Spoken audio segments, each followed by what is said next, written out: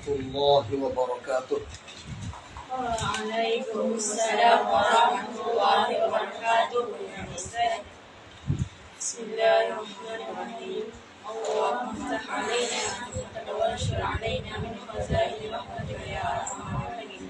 Rabbi shrah li sadri wa yassir li amri wahlul 'uqdatam min lisani yafqahu qawli. اللهم اجعلنا من الذين ينصرون الكتاب نسأل واحدا ويحفظون ما فيه ويفهمون به ويعملون به ويحرفون به. اللهم إنا نستغفرك ما علمتنا فارده إلينا عند حاجتنا ولا نسينا يا رب العالمين. Hampir 60 judul.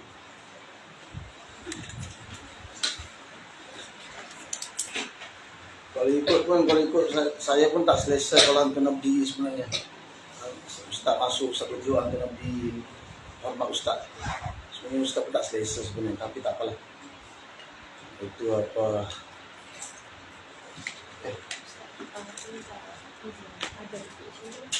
Ada di sini. Ada di sini mana nak buat? Ada video sekali belajar.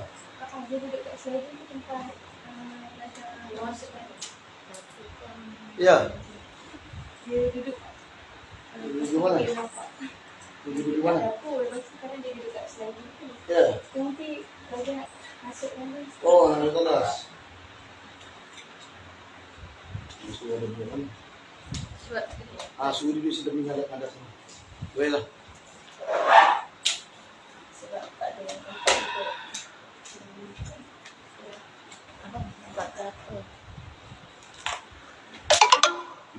Buka surat berapa? Okey. Memandangkan antuna baru masuk madrasah. Ada sini. Ada dinding. Ada Ustaz. Memandangkan antuna baru masuk madrasah setelah bercuti begitu lama. Jadi kemudian itu yang pertamalah. Yang kedua, antuna sebagai satu orang pelajar. Yang ketiga, antuna belajar ilmu agama. Yang keempat, guru juga kena ingatkan antuna maksud antuna datang belajar. Jadi oleh kerana itu, oleh kerana beberapa perkara yang Ustaz sebut tadi, jadi kita mula pengajian kita pada hari ini dalam bab adab bersuhbah dengan guru. Adab bersuhbah dengan guru, tak apa. Itu saya cari ya. Saya cari, antuna boleh cari ke surat itu. Saya masih belum berkesempatan ke Sri Petaling sebab dengan jadual saya agak padat bulan Ramadan baru ni. Saya masih belum, betul jadual raya ni pun masih padat lagi. Boleh kata setiap minggu ada jemputan. Ya. Sekejap.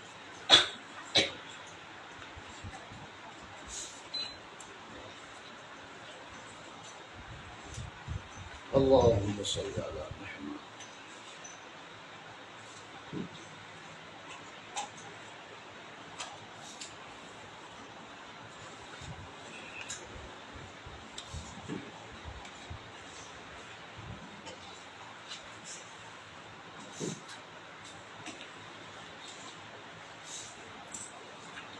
Okey, antuna boleh buka muka surat 400.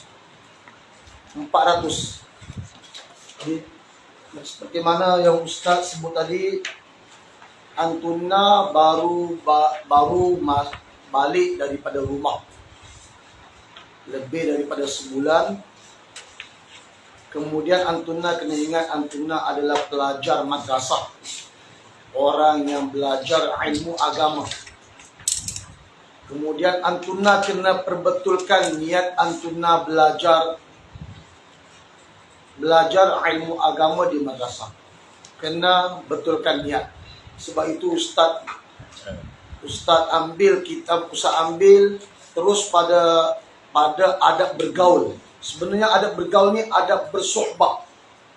Suhbah dengan guru.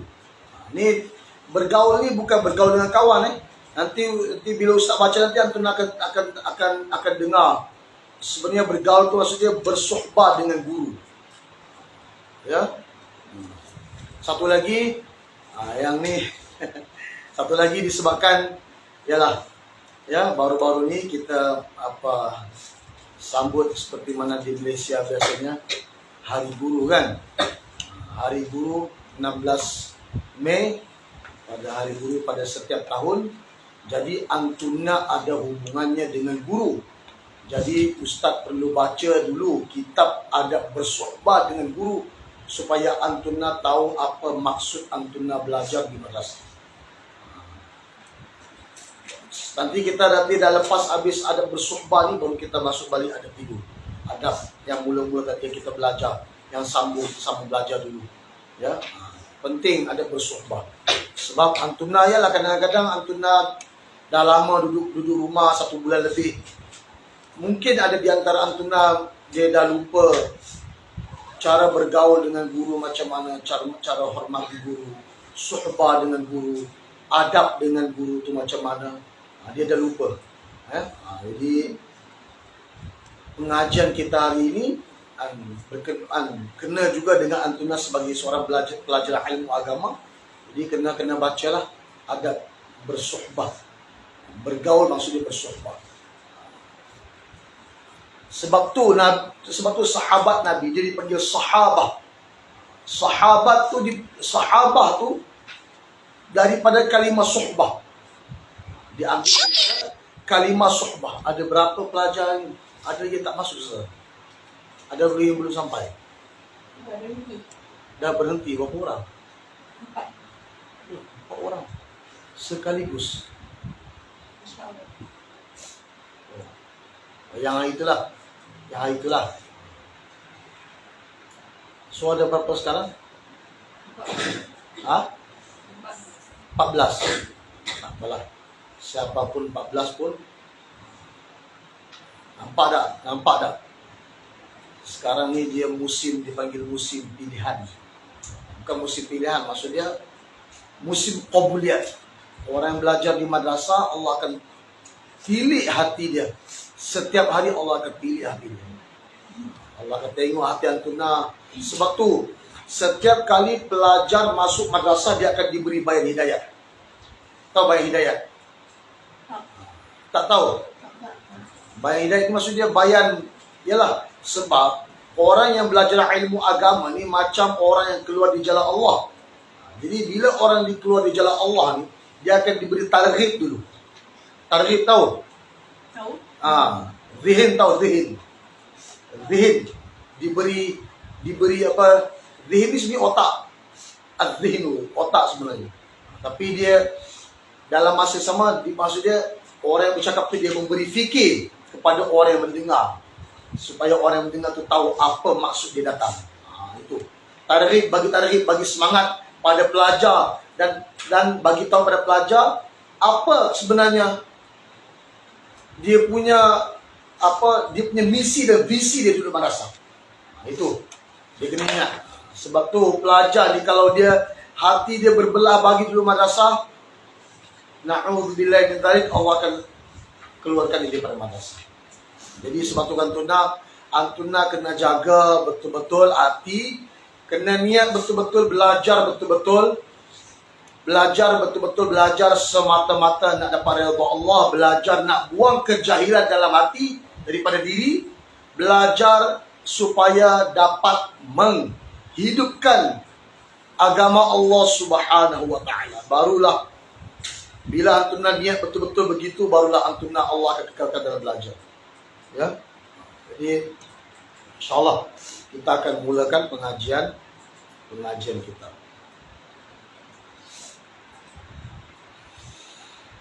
Bismillahirrahmanirrahim. Alhamdulillahi rabbil alamin. Alhamdulillahi wa kafa.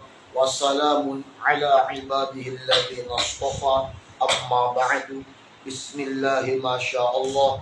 La quwwata illa billahi ma sya'allah. Al-khairu kulluhu biyadillahi ma sya'allah. Kullu ni'matin minallahi ma sya'allah. لا يصرف السوء إلا الله سبحانك لا علم لنا إلا ما علمتنا إنك أنت العليم الحكيم سبحانك لا فهم لنا إلا ما فهمتنا إنك أنت الجواد الكريم رب اشرح لي صدري ويسر لي أمري واحلل عقدة من لساني يفقه قولي رب اشرح لنا صدورنا ويسر لنا أمورنا ربنا آتنا من لدنك رحمة وهيئ لنا من أمرنا رشدا اللهم افتح علينا حكمتك وانشر علينا من خزائن رحمتك يا أرحم الراحمين رب زدنا علما وارزقنا فهما رب يسر ولا تعسر وتمم بالخير وبك نستعين يا فتاح يا عليم آمين قال المصنف حفظه الله نفعنا بعلومه في الدار آمين. Muka surat yang ke-400 adab bergaul ataupun dipanggil adab bersohbah. Kenapa sahabat tu tadi Ustaz sebut? Kenapa sahabat tu dipanggil sahabat? Sahabat tu asal daripada kalimah sohbah, bergaul, berdepan, bergaul secara berdepan dengan Nabi. Ya. Sebab tu sahabat ni kenapa bila dia tengok Nabi je, dia masuk Islam, dia tengok Nabi je, iman dia terus meningkat. Sebab kesan rohani pada Nabi. Kesan rohani pada Nabi. Sebab tu Maulana Ilyas, dia antara orang yang telah buat usaha dakwah. Usaha dakwah habis-habisan, mati-matian. Sebab tu bila ulama kata, kalau kamu sempat bersohbah ataupun tengok Maulana Ilyas secara berdepan, iman kamu akan meningkat. Ya, ini dipanggil rohani. Orang yang imannya kuat, dia akan memberi kesan pada orang yang melihatnya. Sebab tu sahabat digelar sahabat tu disebabkan dia bergaul dan berdepan dengan Nabi SAW. Tabi'in kenapa tak dipanggil sahabat? Sebab mereka tidak pernah berdepan. Orang yang bergaul ni biasa dia berdepan. Betul kan? Orang yang bergaul, dia bercakap dengan seseorang, biasanya dia berdepan. Tapi disebabkan tabi'in dia tak pernah nampak Nabi, maka dia tak dipanggil sahabat. Sahabat ni dipanggil suhbah, orang yang pernah bergaul, berdepan dengan Nabi SAW walaupun sekali, juga digelar sahabat. Ya. Adab bergaul terbagi menjadi 4 bahagian, iaitu A. Adab-adab seorang murid terhadap dirinya sendiri. Ini dia nak ajar satu orang pelajar tentang adab terhadap diri sendiri. Macam-macam juga kita keluar, macam juga orang yang keluar Jumaat, orang keluar Jumaat dakwah, Jumaat tabligh keluar, dia akan ada adab. Pertama dia adab dengan diri dia, kemudian dia ada adab dia, maksudnya khidmat terhadap diri dia, kemudian dia adab dan khidmat terhadap ketua Jumaah atau ahli Jumaah dia, kemudian dengan ketua Jumaah dia, kemudian dengan haiwan. Jadi tapi untuk satu orang pelajar dia lain, dia tak sama macam keluar Jumaah, tapi adab terhadap diri itu tetap ada. Ya. Yang pertama, membersihkan hatinya dari seluruh penyakit hati seperti sombong, dengki dan lain sebagainya. Ada berapa sifat mazmumah? Sifat mazmumah ada berapa? Tak ingat dah. Hari ini kita belajar, esok lupa. Janganlah begitu, ya. Antuna kalau boleh belajar kena ingat, kena lekatkan apa yang Antuna belajar. Dia ada satu amalan, tapi amalan ini susah lah nak buat. Ya. Mungkin dia kena orang yang banyak masa baru dia boleh buat. Kalau dia buat amalan ni, Ustaz pernah terbaca satu kitab berkenaan dengan perkara ni, dan Ustaz juga pernah mendengar satu kuliah Abu Ya Ar-Razi Hashim hafizahullah, Dan kata beliau, dia pernah amal ni, dengan sebab amalan ni otak dia jadi cerdas. Sehingga kan siapa saja berdebat dengan dia memang mudah kalah. Otak dia cerdas. Dia boleh ingat apa saja benda yang dia ajar, dia boleh ingat. Walaupun dia ajar benda tu sekali, dia boleh ingat. Terus melekat.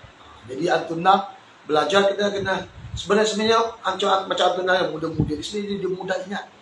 Tapi mungkin mungkin kita tak didedahkan dengan benda-benda begitu, jadi ingatan tu dia kurang sikit, ya. Jadi jangan makan macam-macam. Ya, bulan Ramadan balik bau ni, cuti bau ni, segala jenis makanan yang kita belasah, ya. Apa dia? Apa yang belasahnya? Dia membersihkan hati, okey. Dengar ayat yang pertama.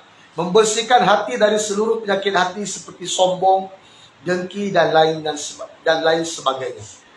Jadi yang pertama ni, pengarang kitab nak bagi tahu seorang pelajar dia kena buang sifat-sifat mazmumah daripada hati dia. Tahu sifat mazmumah? Tahu kan? Ada berapa sifat mazmumah? Tak tahu. Tahu tapi tak tahu ada berapa.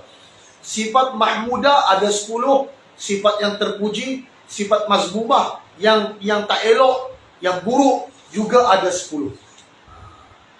Jadi kalau kita nak buang penyakit hati tu, kena tahulah penyakit tu macam mana. Kita kena tahu penyakit tu macam mana. Dan kita kena tahu penyakit tu apa sebenarnya. Ta'rif dia, pengertian penyakit tu macam mana, kemudian macam mana nak cegah penyakit tu. Jadi barulah kita boleh tahu macam mana nak hindarkan diri daripada penyakit tersebut. Jadi sifat mazmumah ada 10. Antaranya adalah sombong. Yang kedua, kat sini di dalam kitab ini ditulis dengki. Yang ketiga apa dia? Bangga diri. Lagi. Yang keempat riak. Yang kelima apa lagi? Takabur, sombong tu samalah. Takabur dengan sombong tu sama. Lagi apa lagi? Ujub tu bangga diri lah. Ujub tu bangga diri, ya. Apa lagi? Mengadu domba. Bukan. Itu bukan penyakit. Itu memang penyakit itu lahir daripada hati, tapi yang sifat mazmumah yang disebut 10 tu mengadu domba tak termasuk, ya.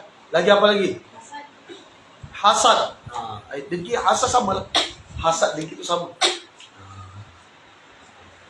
Okey, tak apalah. Nanti akan diterangkan apa yang 10 tu. Okey, dengki, hasad, sombong tak boleh, walaupun sesama pelajar tak boleh. Dengki tak boleh, walaupun sesama pelajar tak boleh. Apatah lagi dengki dengan guru, lagilah, ya, tidak dibenarkan sama sekali. Nak dengki dengan pelajar boleh, bersyarat. Nabi kata tidak dibenarkan dengki melainkan pada 2 perkara. Kan betul tak? Kadang tadi ada sebutkan dalam kitab Fadilah Amal, dalam bab apa? Siapa tahu dalam bab apa? Dalam bab Al-Quran. Nabi kata tidak dibenarkan hasad melainkan pada 2 perkara. Apa dia? Pertama orang yang membaca Al-Quran siang dan malam. Kemudian yang kedua, orang yang dia dermawan, membelanjakan harta siang dan malam. Jadi Antuna nak dengki dengan kawan boleh, tapi syarat dia dengki tentang pelajaran. Contoh, tengok kawan tu cepat boleh ingat, otak dia mantap, kita lambat nak ingat. Kemudian tengok kawan tu rajin, kita pun ada keinginan. Jadi kalau kita dengki terhadap perkara yang begitu dibenarkan, tapi dengki terhadap perkara yang tak sepatutnya tidak dibenarkan. Contoh ya, kawan Antuna balik daripada madrasah, balik dah habis cuti raya, datang bawa segala jenis macam-macam makanan, segala mak nenek semua dibawa. Tahu mak nenek? Ini bahasa lah, kita punya bahasa. Bukan nenek dia dibawa. Maksud dia segala barang lah. Bukan nenek dia dibawa. Maksudnya segala barang. Jenis makanan dibawa. Jadi kita ni pula ada di antara kawan kita ni susah. Dia nampak tu dia teringin dan dia ada rasa dengki. Kita dia banyak sangat ini barang. Kenapa banyak sangat barang dia? Aku tak ada. Siaplah kau, aku curi barang kau nanti. Itu pun termasuk hasad dengki ya, tak elok. Hasad dengki yang dilarang. Kalau kita berhasad, kalau Antun Nas sebagai satu orang pelajar berhasad dengki terhadap kawan kerana menginginkan kebaikan yang ada pada kawan tu ada pada Antun Nas, jadi tak ada masalah. Okey? Itu yang pertama. Jadi pelajar ni dia kena buanglah sifat-sifat mazmumah yang tak elok dalam hati tu, dia kena buang. Jangan ada rasa maksudnya jangan ada sifat-sifat mazmumah dalam hati. Yang kedua, berniat solehah. Berniat solehah maksudnya berniat baik. Solehah tu maksudnya baiklah. Ketika akan menuntut ilmu, iaitu semata-mata kerana ingin mendapatkan keridhaan Allah Subhanahu wa taala dan agar ibadahnya menjadi benar dan sah, dan juga agar dapat mendidik orang yang tidak berpendidikan. Ini yang Ustaz sebut tadi. Orang yang belajar ilmu agama, dia kena betulkan niat. Masuk madrasah je betulkan niat. Yang pertama sekali, belajar semata-mata nak dapat redha Allah. Yang kedua, dia nak belajar semata-mata untuk buang kejahilan dalam diri dia. Buang jahil. Bila buang jahil, jadi maka akan datangnya ilmu. Bila datang ilmu, maka dia akan tahu ibadatnya sah ataupun tidak. Ibadahnya batal ataupun tidak. Itu. Jadi sebut tentang batal tak batal ni,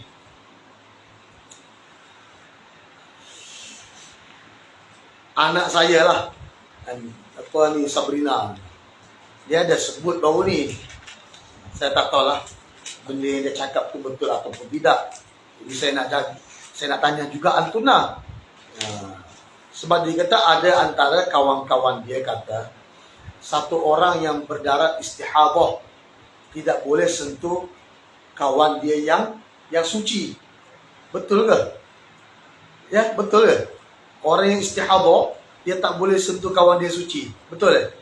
Ya, betul ke? Kenapa? Kenapa begitu?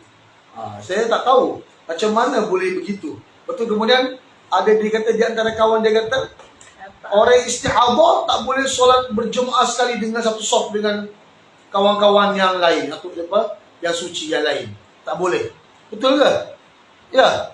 Betul. Mana Antuna dapat tahu? Mana Antuna tahu? Belajar. Antuna dengar sini ya. Darah istihadah bukan darah penyakit. Bukan, maksudnya bukan darah seperti haid dan nifas, tak sama. Dia darah sakit. Darah istihadah, darah sakit. Walaupun darah itu darah sakit, tapi bukan darah haid dan nifas. Haid dan nifas itu adalah darah yang menyebabkan keluarnya darah itu kita tak boleh beribadah. Betul? Betul? Yes. Dengan darah tersebut. Tapi darah istihadah boleh sembahyang tak? Boleh. Jadi kalau sembahyang boleh, takkan sentuh kawan tak boleh? Mana dalil kata sentuh kawan tak boleh? Batal wuduk kawan tu. Saya nak tahu juga mana dapat dalil tu. Mana Antuna dapat dalil tu? Sentuh kawan yang suci, yang tak ada darah istihadah, sentuh dia, batal wuduk dia. Macam mana tu? Betul? Betul ya?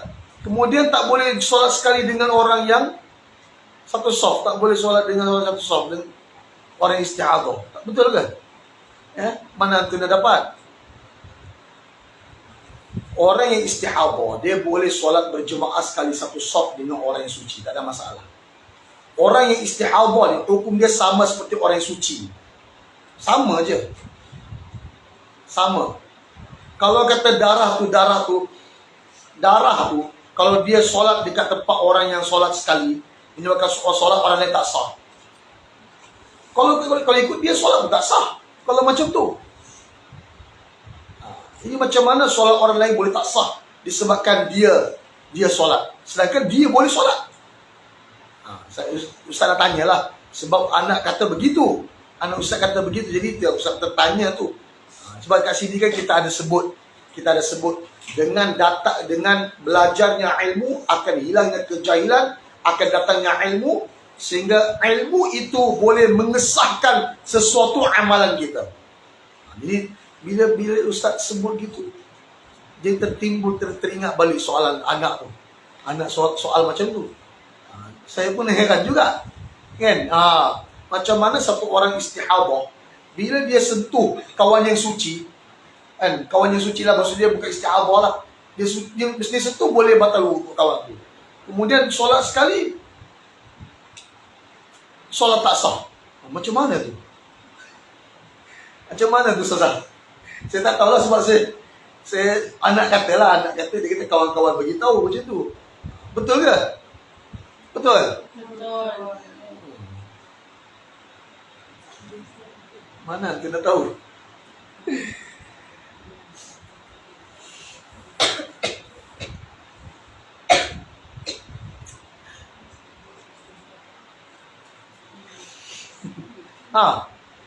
Ustazah, ada persoalan ke? Saya nak tahu juga tu benda tu daripada mana. InsyaAllah tak nak dilepas kelas. Ya, bincangkan. Antuna, ini Ustaz pesan Antuna tolong jangan ajar kawan benda yang Antuna tak tahu. Okey? Tolong jangan ajar kawan benda yang Antuna tak tahu.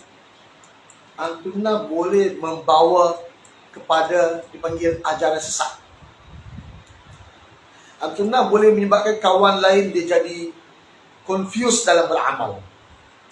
Ustaz dia jadi macam Yang pasal solat duduk macam anjing tu, yang pasal anak rambut, nampak anak rambut sah solat.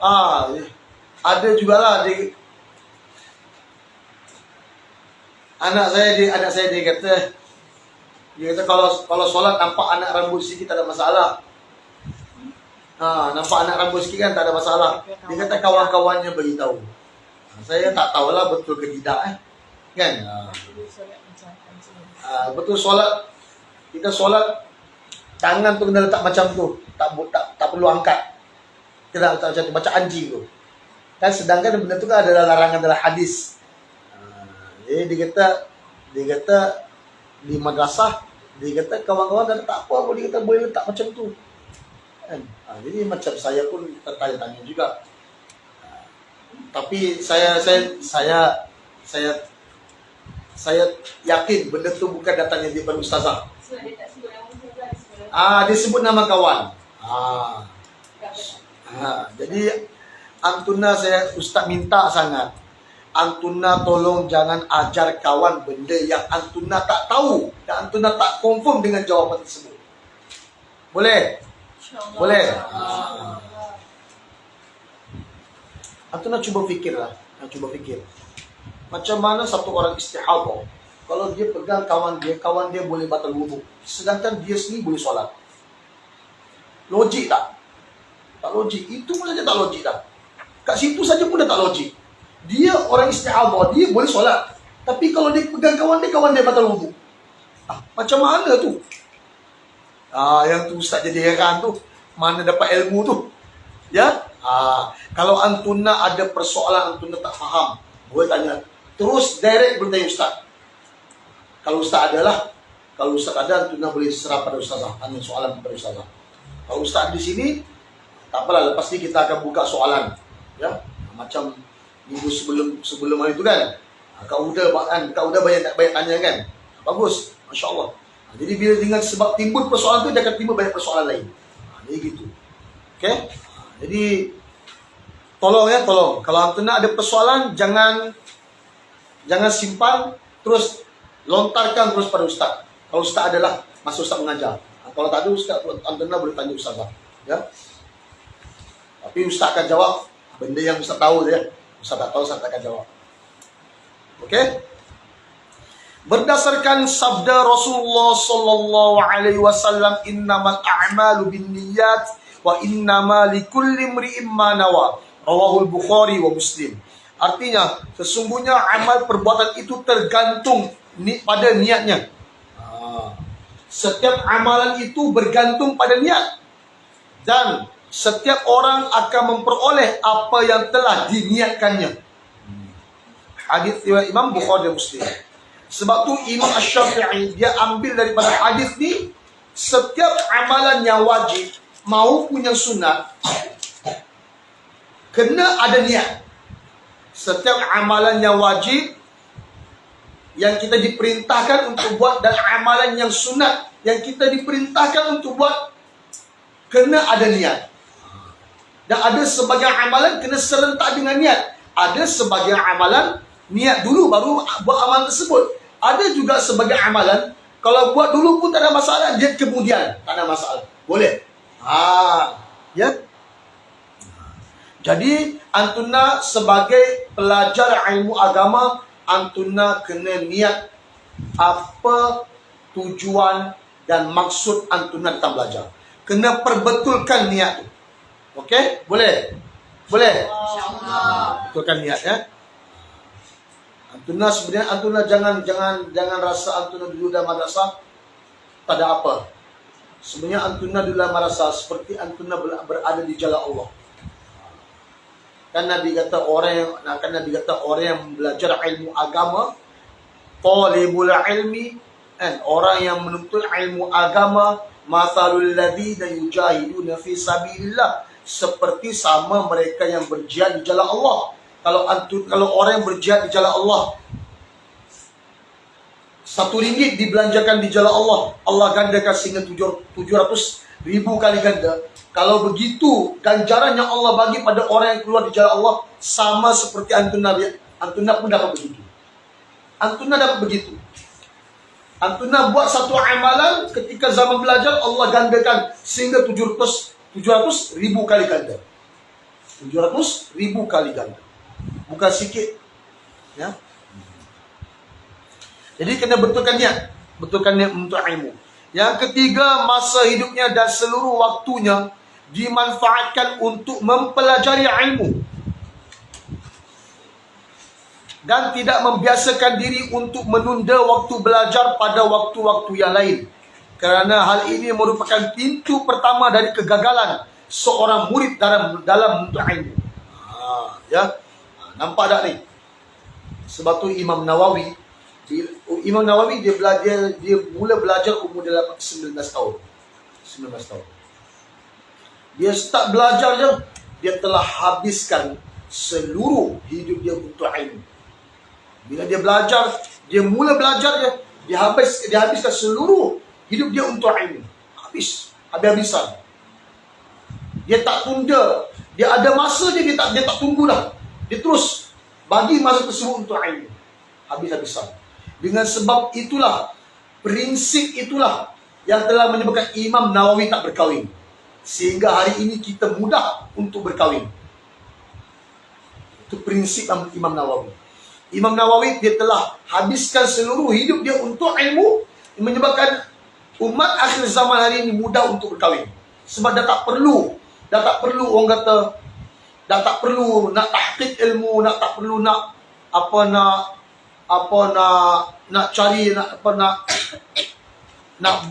timbulkan pendapat sendiri, tak perlu nak kaji untuk keluarkan pendapat sendiri, tak perlu dah. Semua pendapat dah kebanyakannya telah dikarang oleh Imam Nawawi dalam kitab-kitab beliau, sehingga banyak daripada kitab-kitab beliau mengeluarkan pendapat-pendapat yang pertama dalam mazhab Imam Asy-Syafi'i. Jadi kena belajar begitulah. Itu sebab Ustaz kata, satu orang pelajar, ilmu takkan datang pada dia kalau dia tak bagi masa untuk ilmu. Takkan datang. Kalau dia bagi masa main-main, maka ilmu yang akan datang pada dia pun sekadar main-main. Tapi bila dia bagi masa untuk ilmu sepenuhnya, ilmu akan datang pada dia sepenuhnya. Itu ilmu. Ilmu dia sifat dia begitu. Macam dunia lah. Macam dunia kan. satu orang yang kejar dunia, dia kerja main-main. Dia dapatlah hasil tu main-main. Tapi kalau dia kejar dunia betul-betul, dia sanggup bagi masa untuk dunia betul-betul, dia dapatlah dunia hasil yang dia buat. Tapi ilmu agama ni kita buat lebih lagi daripada itu. Habiskan, buat habis-habisan untuk ilmu, ya. Sebab tu pelajar ni, sebab tu di sistem madrasah dia tak sama dengan sistem pondok. Pondok ni sistem dia belajar, tapi dalam masa yang sama dia banyak mengurus diri sendiri. Maksudnya dia masak untuk diri sendiri, ya. Dia basuh baju, okey. Kita kata dekat madrasah lain pun ada yang basuh baju. Dekat madrasah lain pun ada madrasah pun dia memang dia sediakan dobi untuk pelajar madrasah supaya pelajar dia sibukkan diri dengan ilmu, tak perlu sibuk nak buat benda lain. Ya. Pondok sistem dia macam tu, dia masak sendiri.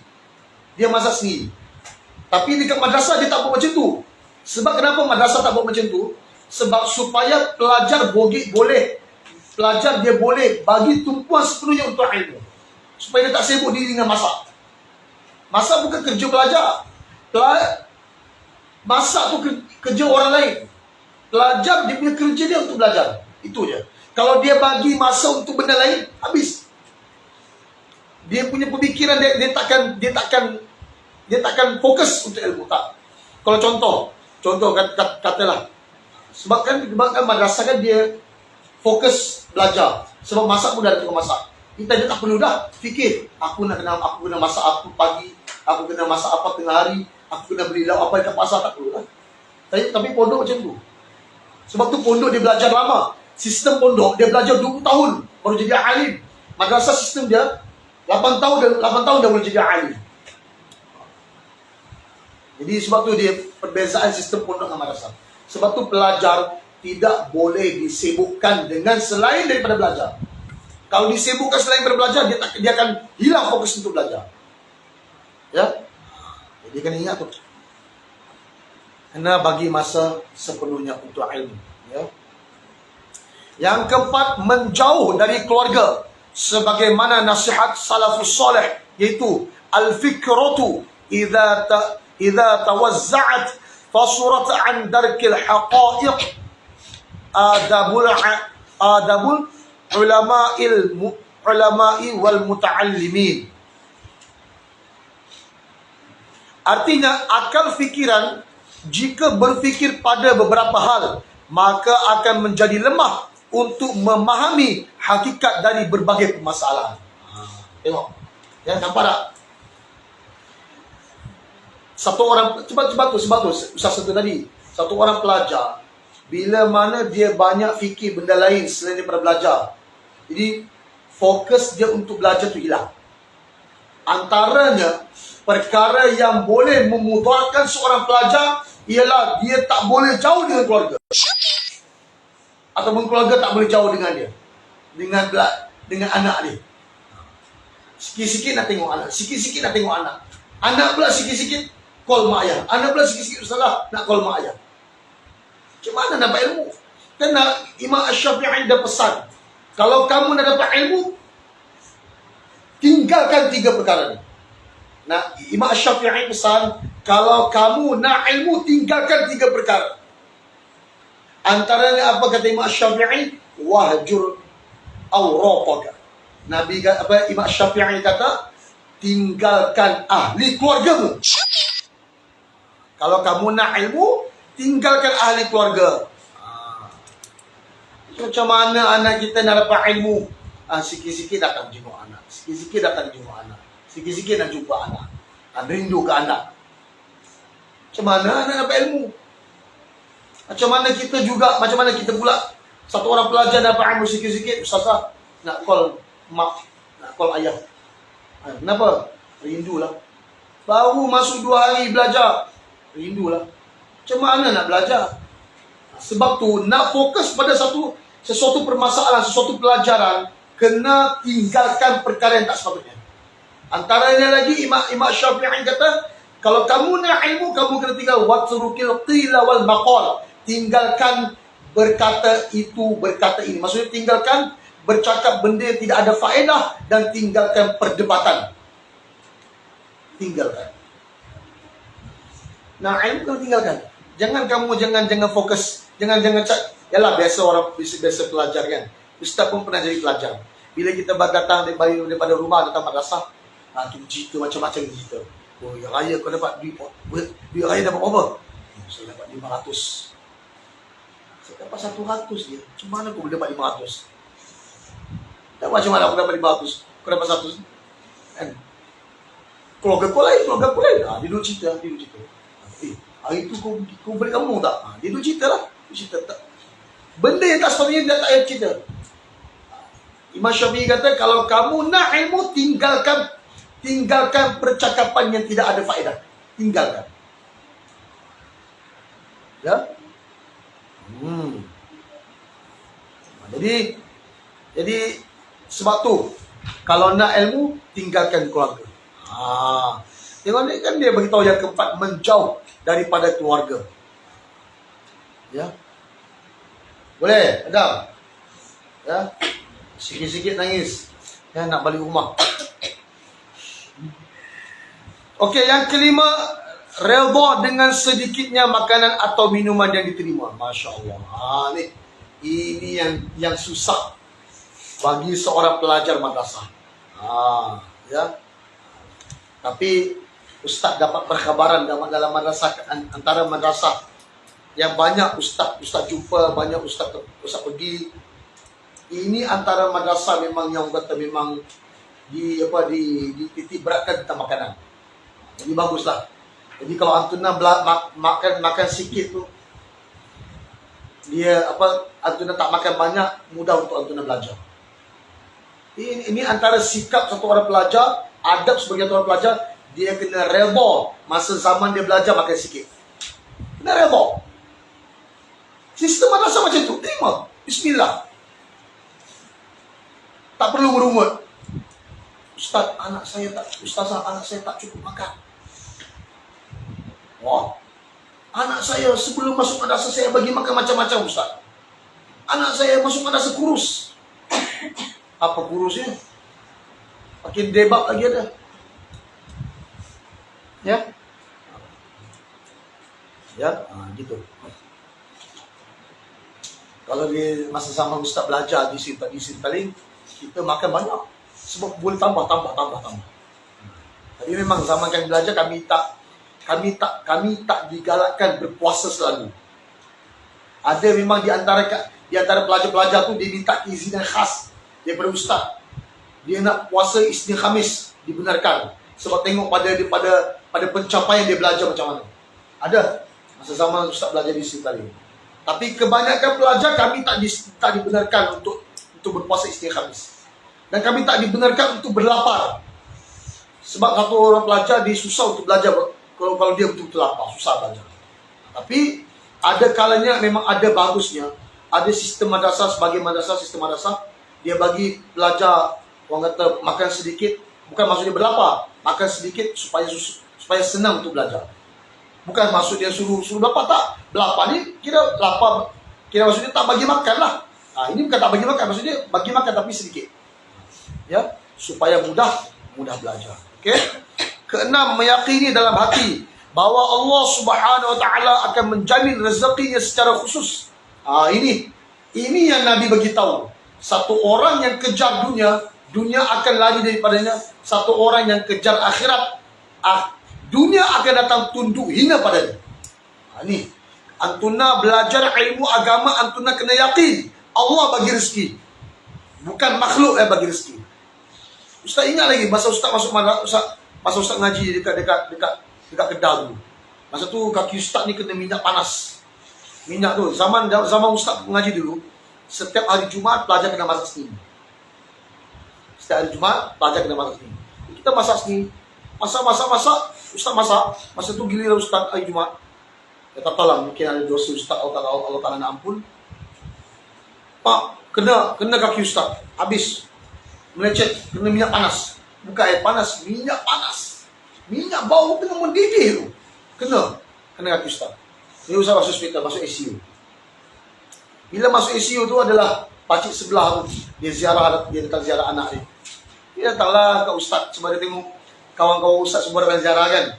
Budak-budak tahfiz. Dia besok dia datang ziarah anak dia datang ke ustaz.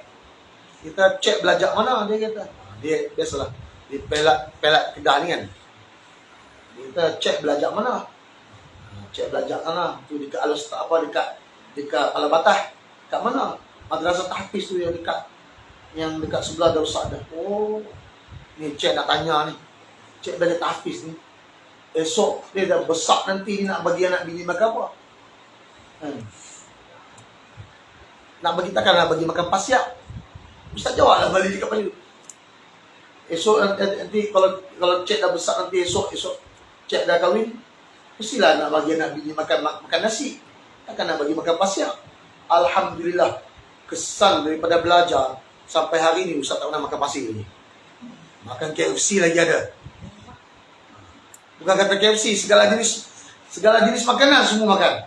Yang halal lah. Bukan tak halal, yang halal. Makan pula sedap-sedap lagi. Sampai tengok perut ke depan. Nampak tak? Nak bagi tahu rezeki tu Allah Ta'ala bagi. Bukan orang luar, bukan mak ayah bagi rezeki. Yang bagi rezeki untuk orang yang belajar agama, Allah bagi rezeki. Yakin antum jangan takut. Sempit rezeki macam kata orang ulama kata. Dia kata andai sampai satu tahap Allah Ta'ala tutup dia kata kalau antuna dia tersepit dalam bab rezeki sehingga seolah-olah antuna antuna rasa daripada bumi tidak boleh mengeluarkan makanan dan langit pun tertutupnya langit untuk menurunkan hujan. Antuna kena yakin bahawa Allah bagi rezeki. Allah bagi rezeki. Kalau sampai begitu sekali antuna punya maksudnya tersepit dalam bab rezeki, dah tak ada jalan. Tapi kalau Allah kata Allah bagi rezeki, tetap Allah bagi rezeki. Ya? Betul tak? Betul tak?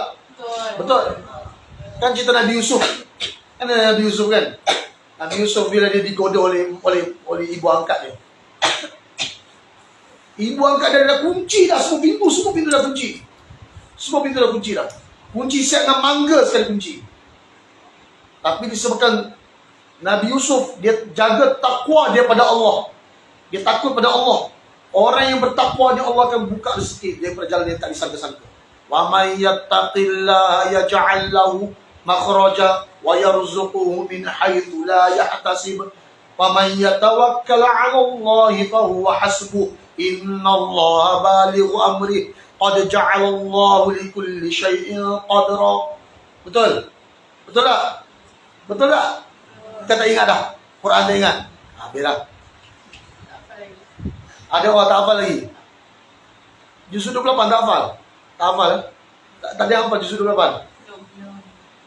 Belum lagi tak hafal. Semua tak hafal lagi ya. Allah sebut dalam Al-Quran. Takkan kita nak yakin dengan orang barat. Yakin dengan Allah. Allah pencipta segala makhluk. Makhluk yang tak taat dengan Allah pun Allah bagi rezeki. Takkan dengan orang yang beriman Allah tak bagi rezeki. Sebab tu bila antum nak muzakarah iman yakin, antum nak cakap, kena yakin dengan apa yang antum nak cakap. Yakin. Maksud kita dakwah, maksud dakwah ni ialah kena yakin. Kena yakin dengan setiap perintah Allah. Yakin dengan Allah. Allah bagi rezeki, bukan makhluk. Boleh insya-Allah. Insya-Allah. Ya, antum kena yakin. Satu hari nanti antum keluar daripada madrasah ambil belajar, insya-Allah akan berduyun-duyun satu persatu rezeki Allah akan bagi. Ni handphone Ustaz ni. Handphone harga 2,000. Kalau mana ada Ustaz beli? Ada orang bagi. Selama umur hidup Ustaz baru beli handphone sekali. Yang lain semua orang bagi. Termasuk yang terbaru. Oppo Reno 7. Orang bagi. Harga dia Ustaz tengok harga dia 2,000. Setuju Ustaz? Orang bagi. Tak minta pun, kita tak minta. Orang bagi. Allah bagi. Bismillah. Ya. Sebab tu antum jangan risau. Antum jangan risau. Tapi zaman sekarang zaman bukan antum nak pegang handphone. Antum nak pegang handphone mesti belajar. Baru boleh pegang handphone. Ya. Okey, terus Berdasarkan sabda Rasulullah sallallahu alaihi wasallam, "Man talaba al-ilma takaffalallahu birizqihi."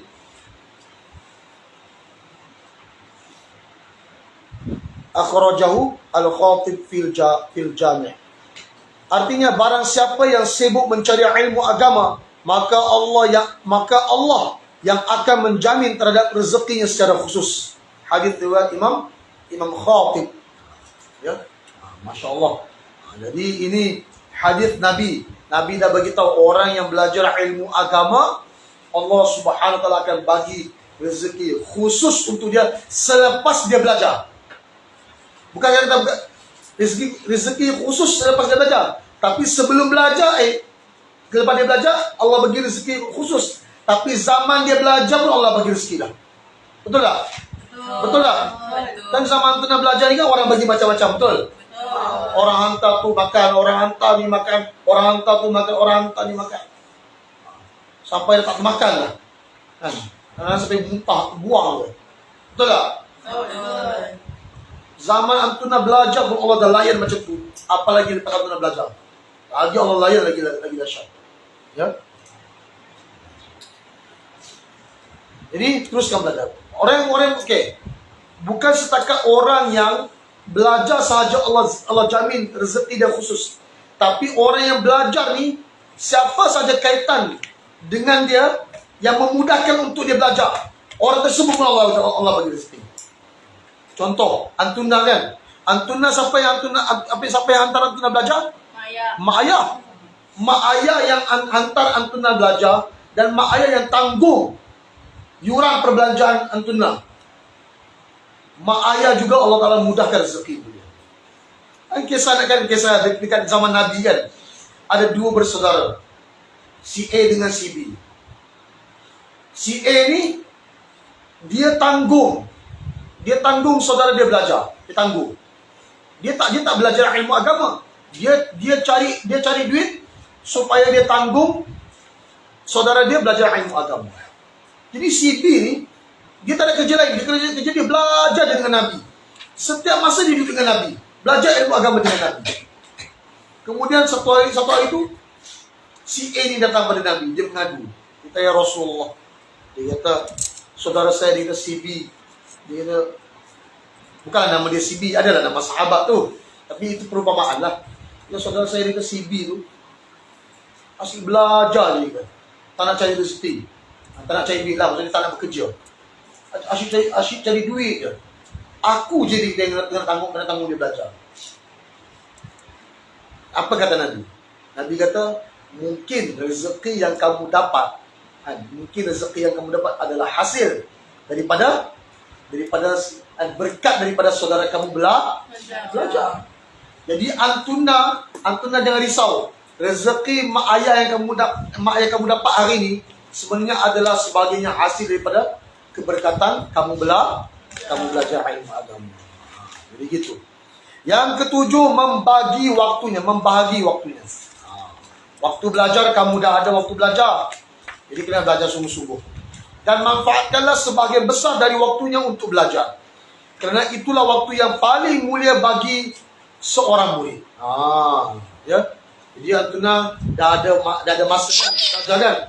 Jadi manfaatkan masa tersebut untuk ilmu. Jangan buang masa. Kalau ustazah bagi masa untuk main sungguh. Kami di tadi kami dipesan betul. Kami selalu dipesan begitu. Madrasah dah bagi pada antum, dah bagi pada antum, untuk antum ada masa untuk antum riadah. Jadi kalau masa riadah tu, riadah sungguh-sungguh. Kalau mainlah sungguh-sungguh. Belajar sungguh-sungguh. Belajar sungguh-sungguh, main sungguh-sungguh. Jangan waktu belajar main-main. Main-main tak dapat lah. Belajar sungguh-sungguh, main sungguh-sungguh. Ya. Waktu yang paling tepat untuk menghafal iaitu pada akhir malam. Cara yang paling baik iaitu utama dalam membagi waktu untuk belajar adalah sebagai berikut. Tengok. Pengarang kitab ni dia punya bagus, siap dia bagi waktu-waktu yang sesuai untuk satu orang pelajar belajar pada ketika itu. A. Waktu yang paling tepat untuk menghafal. Ini untuk menghafal. Iaitu pada akhir malam waktu sahur. Ni sebelum subuh. Sebab tu rata-rata madrasah di Malaysia akan ada kelas sebelum subuh. Ada masih belum bersedia lagi untuk bangun subuh-subuh. Dia bangun subuh je. Nanti satu masa nanti kalau dia dah ramai kawan, baru kita buat kelas subuh-subuh. Ya dah, okey? Iaitu pada akhir malam, waktu sahur. Maksudnya waktu sebelum subuh. Lebih baik, maksudnya kalau biasanya kebanyakan madrasah pukul 5. Pukul 5 dah start mengaji. Sampailah masuk waktu subuh. Dan tempat yang paling tepat untuk menghafal adalah tempat yang jauh dari benda-benda yang dapat mengganggu konsentrasi fikiran. Tahu konsentrasi? Tumpuan. Concentrate, tawajuh. Boleh, Antuna boleh letak dekat bawah konsentrasi itu, tawajuh ataupun tumpu perhatian. Ya. Jadi Antuna belajar, tapi suasana tempat Antuna belajar ini dah bagus. Cuma perkara yang boleh menyebabkan hilangnya fokus, salah satu yang boleh menyebabkan hilangnya fokus belajar adalah jam. Kami di Sri Talim, kami tak dilarang untuk pakai jam. Tapi ada sebagian madrasah memang, kalau contoh macam-macam ada satu maulana di Pakistan, dia zaman dia belajar, dia pakai jam. Zaman dia belajar dia pakai jam. Dan dalam madrasah tak ada jam, tapi dia bawa jam. Tu Syekh dia tegur. Dia kata kenapa kamu pakai jam? Dia kata untuk senang tengok waktu kan. Guru dia kata apa? Kalau masa kamu belajar pun kamu masih ada kesempatan untuk tengok jam, bermakna kamu hilang tawajuh dalam belajar. Kamu hilang fokus dalam belajar. Sebab tu belajar kalau boleh tak payah tengok jam. Ikut saja masa ustazah kata, okey berhenti. Tak perlu. Ustazah, dah habis kelas. Kita pula bagi tahu ustazah. Ustazah? Pula dah. Ya? Dia tak boleh, tak perlu. Ya? B. Waktu yang paling tepat untuk membahas, mendiskusikan, maksudnya membincangkan permasalahan. Ini untuk pengajar fiqh lah. Iaitu pada pagi hari. Pada pagi hari. Maksudnya mungkin selepas sarapan gitu. Sebab tu pelajar dia akan ulang para sabak dia lepas sarapan. Nampak tak? Betul tak? Antuna baca bila para sabak? Para sabak baca bila? Lepas sarapan kan? Memang rata-rata madrasah dia aliran dipanggil Diobandi, memang dia usulkan dari Pakistan yang belajar di Pakistan. Memang biasanya madrasah dia mana-mana dalam Malaysia ni lah yang ikut sistem tu. Lepas sarapan dia ulang para sabak. Jadi ulang para sabak tu lebih kurang sama, membahaskan diskusi ataupun membahaskan permasalahan, mendiskusikan permasalahan. Okey. C. Waktu yang paling tepat untuk menulis faedah-faedah iaitu pada siang hari. Pada pagi hari juga, kalau kita ada pelajaran untuk pelajaran yang berkaitan untuk menulis, maka pagi juga adalah masa yang paling tepat untuk buat. Ya. D. Waktu yang paling tepat untuk mempelajari masalah iaitu pada permulaan malam antara maghrib dengan isyak. Waktu yang paling tepat untuk mempelajari masalah. Itu dalam bab fiqh. Tapi dalam bab menghafal juga betul. Setiap hafalan baru paling fresh adalah antara maghrib dengan isyak. Itu waktu yang paling fresh. Di lepas isyak, lepas maghrib tu antara waktu yang sesuai untuk hafal sabak. Antara hafal sabak bila? Lepas isyak. Ya. Lepas isyak. Sepatutnya kalau dalam kitab Ta'limul Muta'allim pun dia tulis lepas maghrib juga. Sesuai untuk hafal sabak, bukan lepas isyak. Lepas antara maghrib dan isyak.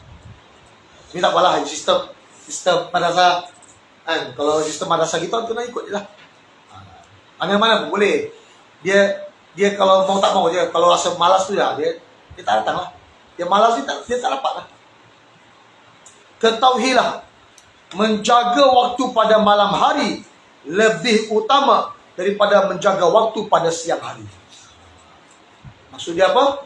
Pada malam hari untuk nak jaga ilmu adalah lebih baik daripada menjaga ilmu pada waktu siang.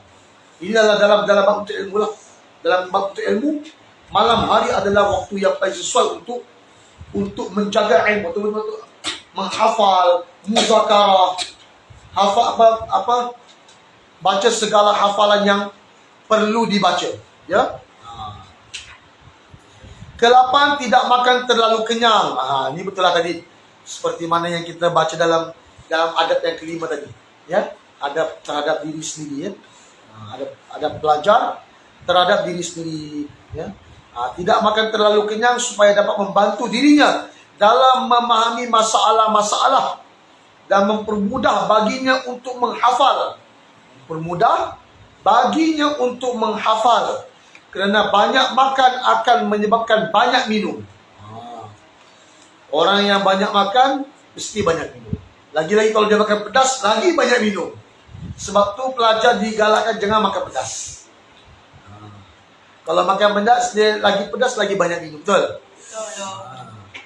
Bila satu orang, sebab tu ulama-ulama dulu, kenapa mereka suka makan benda-benda kering? Makan benda-benda. Kita di Malaysia ni, kebanyakan makanan kita, terutama makanan asasi, memang dipanggil, memang makanan yang basah lah. Biasanya makan nasi ada campur kuah, ada campur sup, ada itu, ada lauk ini, mesti ada kuah. Makanan asasi di Malaysia. Sebab tu makanan asasi kita sebenarnya boleh melembahkan otak kita. Boleh melembahkan otak. Sebab makanan yang bercampur, ketika kita makan bercampur dengan air, makanan tersebut mudah menghasilkan gelema. Tahu gelema? Kahak. Bila terhasilnya kahak lebih banyak, maka susah untuk satu orang menghafal. Sebab dengan kahak tersebut dia boleh menghalang otak seseorang untuk proses. Dia kahak ni dia akan timbul pada dua tempat. Satu daripada dalam, daripada dada ataupun jantung, satu lagi daripada otak. Kalau gelema, dia kurang pada otak, mudah untuk menghafal. Tapi kalau gelema atau kahak tu terlalu banyak sehingga susah untuk menyebabkan kita banyak makan, sehingga banyaknya gelema di antara dada dengan otak, maka susah untuk kita menghafal. Sebab tu ulama-ulama dulu mereka suka makan benda-benda kering. Makan benda kering. Makan roti dia tak cicah kuah. Dia makan roti je. Kalau kita nak roti canai cicah kuah lagi kan. Dal dengan sambal, ya. Sedap kan? Kari ayam, ya. Gitu. Ya. Orang ulama dulu tak. Ulama dulu Masya Allah, jaga betul buat makan, ya.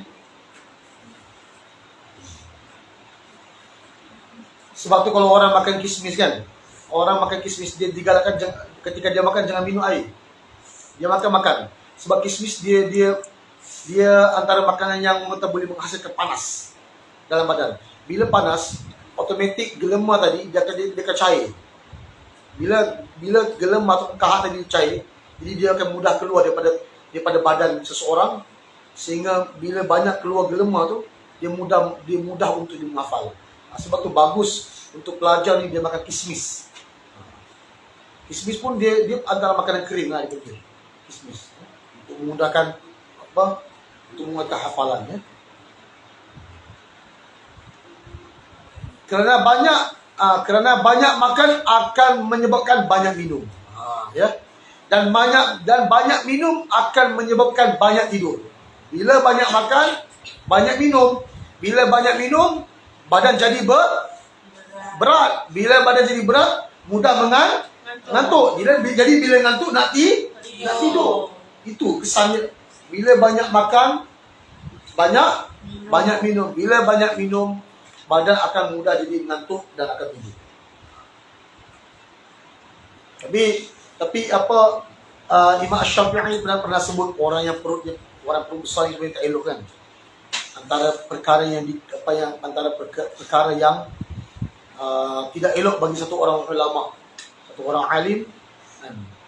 Dia perut dia penuh, kan? Perut dia sentiasa penuh dengan isi makanan, kan? Perut dia tak elok. Kemudian Imam Syafi'i kita melainkan Muhammad bin Hasan Asy-Syaibani. Dia tunjuk dia punya sahabat dan guru dia. Muhammad bin Hasan Asy-Syaibani adalah anak murid kanan Imam Abu Hanifah. Dan Imam Syafi'i telah banyak belajar mengenai mazhab Hanafi pada Muhammad bin Hasan Asy-Syaibani. Dan Muhammad bin Hasan Asy-Syaibani adalah badan besar. Dia gemuk. Dia kata orang alim ni, Imam Syafi'i orang alim tak elok perut dia penuh sentiasa penuh dengan makanan.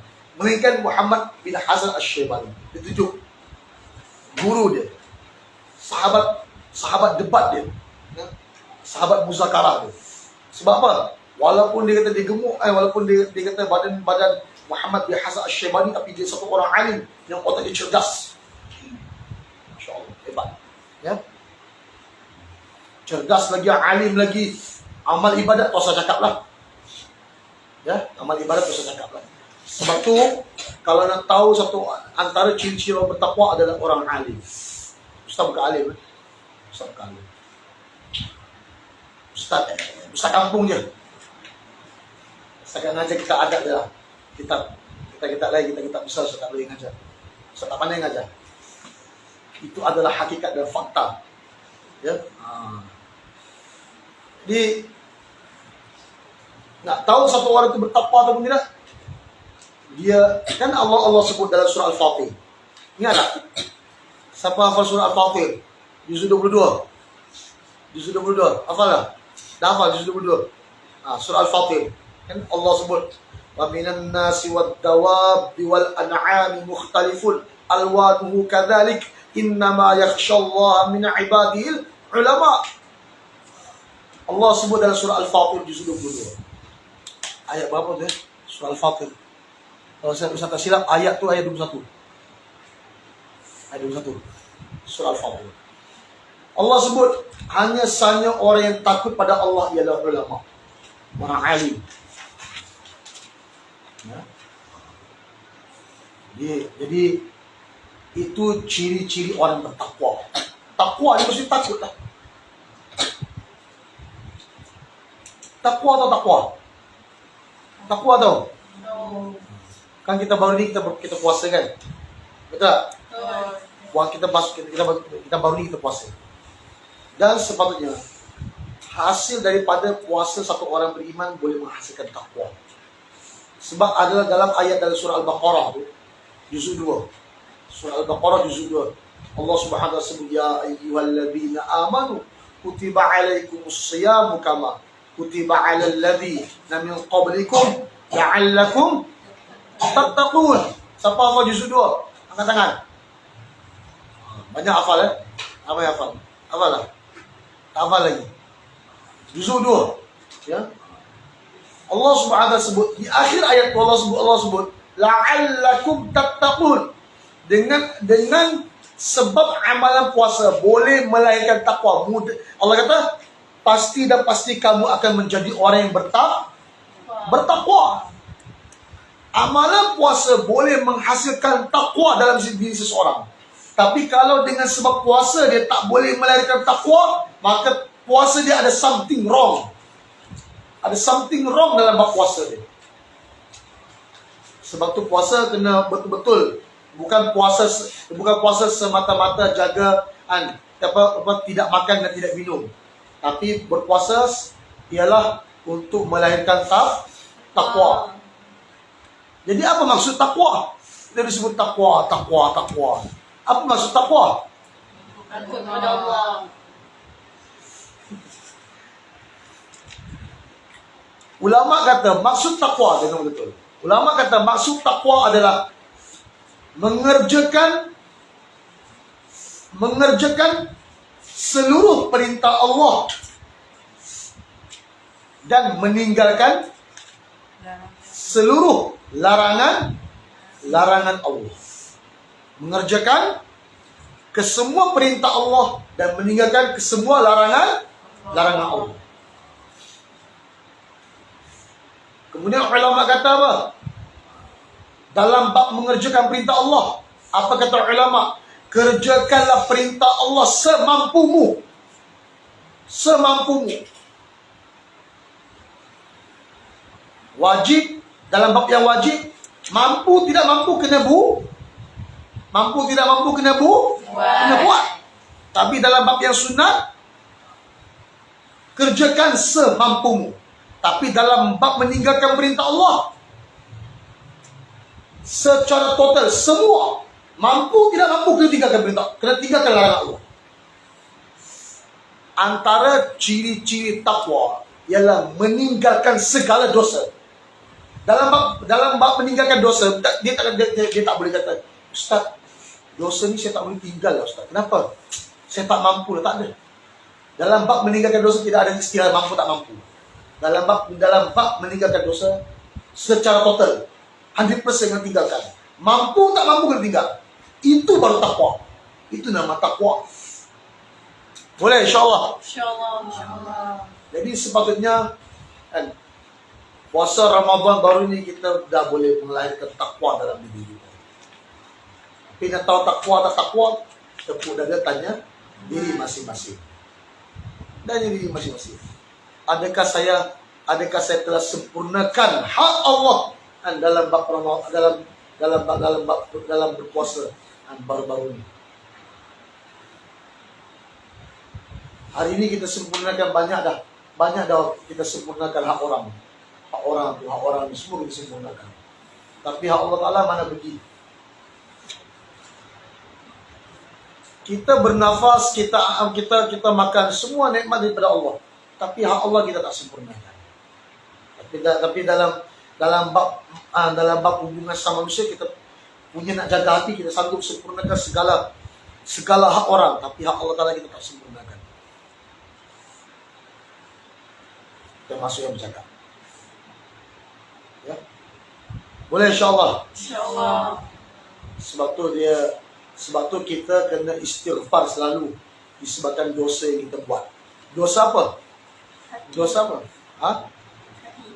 Dosa hati. Kita kena istighfar selalu atas dosa kita tak dapat sempurnakan hak Allah. Bukan sekadar kita beristighfar kerana dosa yang kita buat, tak. Dosa yang kita buat tu dah wajib istighfar. Dan kita kena wajib istighfar satu lagi atas hak Allah yang kita tak sempurnakan. Itu pun kita istighfar. Ya. Jadi orang belajar agama ni, antunna sebenarnya spesial, tapi antunna janganlah antunna anggap spesial yang Allah Taala bagi pada antunna. Antunna jadikan benda kisah. Ustaz beri contoh, satu cerita. Kau pada kita? Kita dalam berapa Ustaz? Dah 11:30 lebih dah. Boleh sekejap lagi, boleh? Saya cerita sikit.